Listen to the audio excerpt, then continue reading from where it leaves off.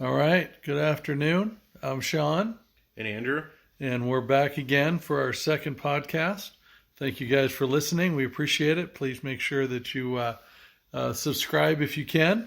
We're currently out on Apple and working on our way toward getting out there on Android. We're also doing some technical improvements in the near future, so we'll get a new higher end microphone with a mixer, so things will sound much better. But we'll start things off today. We're latest ride was yesterday. We went out to Brown's Ranch, which is in kind of northeast Scottsdale, Arizona. And the beer we'll be talking about today is Hell or High Watermelon. And that's a wheat beer. And so we'll get to that. We're also having a few while we do the podcast, which is probably the best part. But I'll turn it over to Andrew to talk about the ride itself. so at Brown's Ranch, there's a couple different parking lots. We went to the parking lot off of Dynamite in Alma School, and it's kind of nice. You have bathrooms with running water, and if you actually had to fill up water bottles, whatever, they got you covered. And it's nice and big, lots of parking, just easy to get to. So when we got on the bikes, we headed out of there east on Latigo, which was kind of fun, a little bit into the sun. And we took that to Chuckwagon North. Came around the Balance Rock, which is, if you haven't seen the Balance Rock, it's definitely worth a look. And then we did Granite Mountain Loop counterclockwise, all the way up to the lookout, which is gorgeous lookout of the valley. You can see all the way to Red Mountain. And then we took that around and connected that to Coyote Canyon. And we took Coyote Canyon to link up with Hawk's Nest. And Hawk's Nest is fun, fast, downhill, flowy, some jumps, little jumps. Old guy jumps is good. So they're fun to hit and still go back to work on Monday. And then Hawk's Nest kind of cruises back around, and you end up taking Browns Ranch Road all the way back up to pretty much the trailhead there. There's some other little trails they have names for there, but it's more or less the gist of it. So that was about, I think we were just around 19 miles, something close to that. Beautiful. The weather out here is really starting to get nice. That's really getting into the mountain bikers' favorite time of year out here. And Brown's Ranch is definitely a lot of great scenery, a lot of great things to see if you're coming from out of town. Brown's Ranch is definitely one of our highest recommendations. There is quite a few people. It wasn't too bad if you're out early. I think we hit wheels down at about 06:30, 06:45.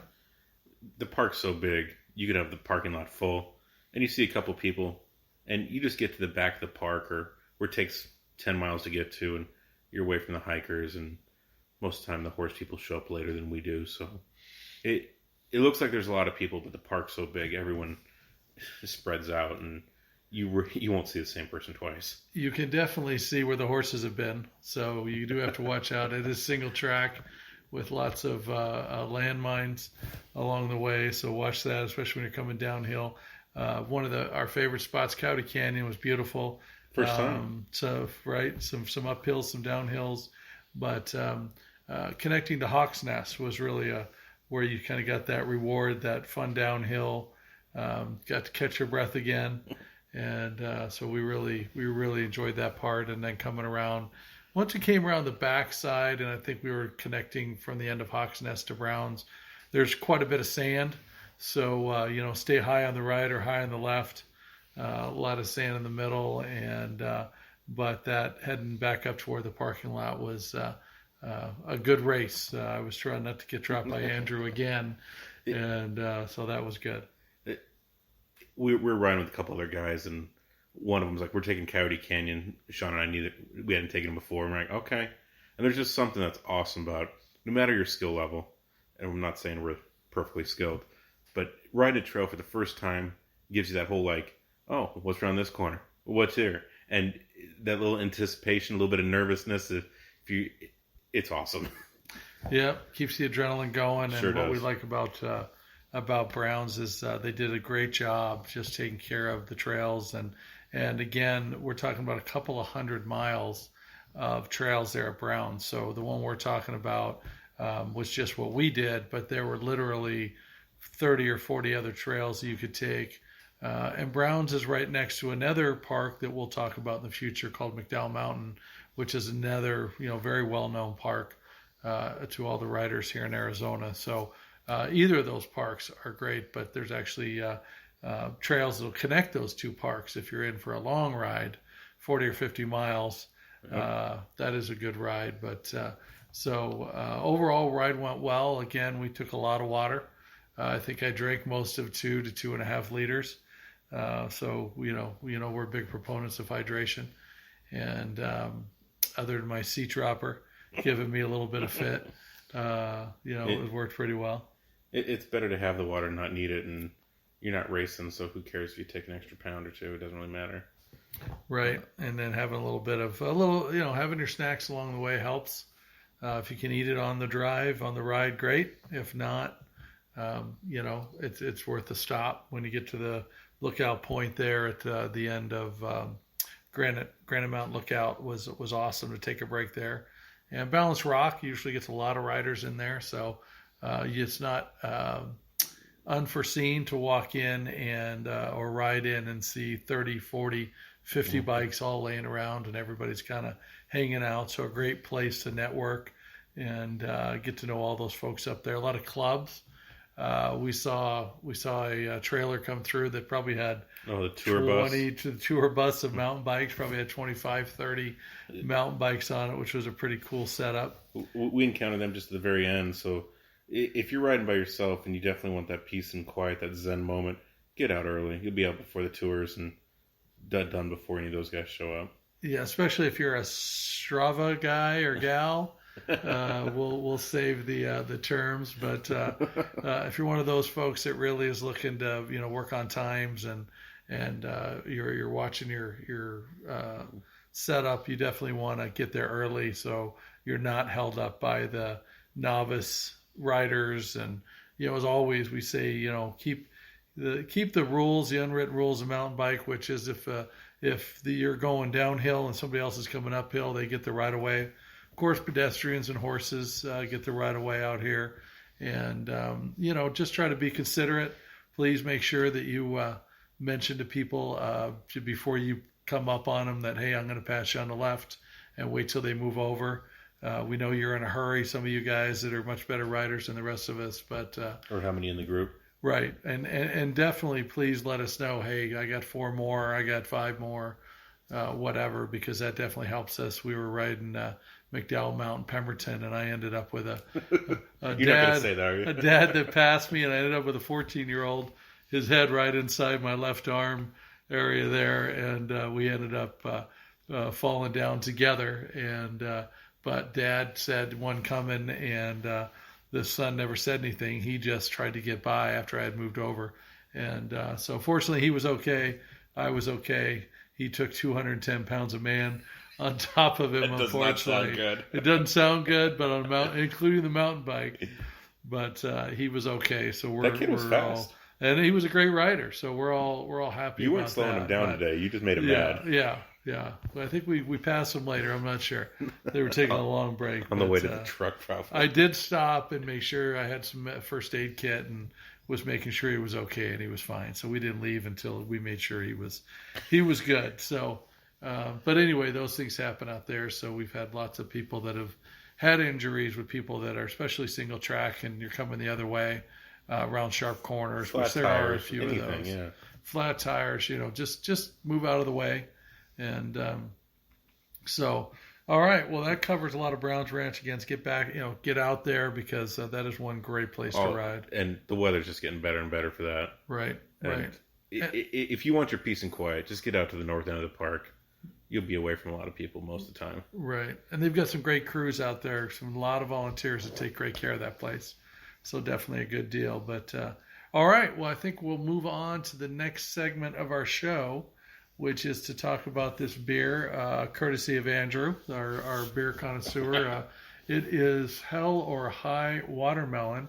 It's a wheat beer brewed with watermelons. It's a seasonal release, and looks like the brewery is in Utica, New York. So there are some great beers from the East Coast.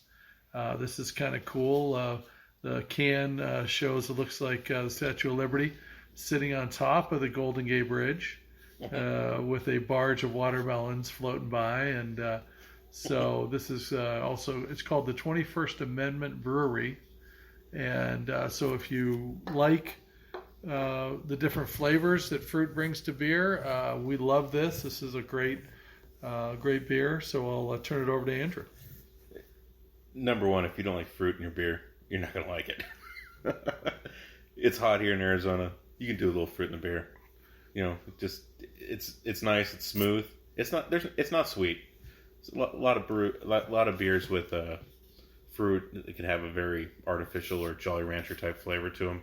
This doesn't. It tastes like real watermelon. It's not overdone. So just a little hint of watermelon. It's 4.9% alcohol, so you can have a couple of them. Do your thing. Right. And still drive home after mountain biking if you have one or two. Or just get home and have 3 or 4. Like we did. Yeah. But if you're not... I know the watermelon sounds funny. I mean, watermelon beer, seriously. It's pretty good. It's very good. We like it. But if you don't want to take that step off right there, they also have a blood orange IPA. It's pretty good as well. Also very good. Right. So... yeah, I know some people who definitely don't like the watermelon in their beer, but this one, the 21st Amendment Brewery, obviously very American. You've got a shot on the label on the can of Mount Rushmore, and looks like President Lincoln has broken off from the mountain and is crushing. Looks like some blood red oranges, so that was kind of cool. So great, yeah, and I think we're about to have one.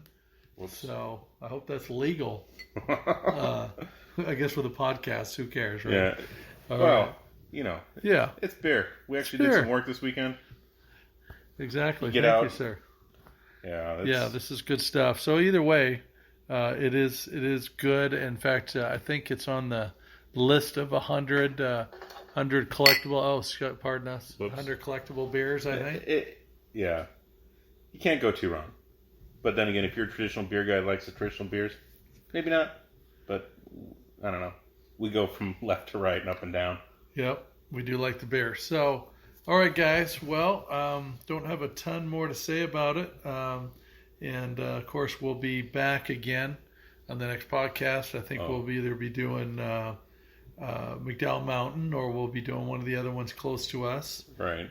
The other thing would be great with Brown's Ranch, and I've said this for 2 years now. We haven't done it. We need to go to Brown's Ranch, some sandwiches, extra drinks, come back to the truck, and just make an epic all day and, just see how many miles you can ride in the whole day. Because if the weather's good here, the park's beautiful, just keep going. Yeah. Well, and in the future, we're going to be doing a podcast or a Facebook. We'll have our Facebook page. We do have Instagram set up now, Arizona Mountain Biking and Beers. So we'll be posting some stuff there. We're still working on this whole thing.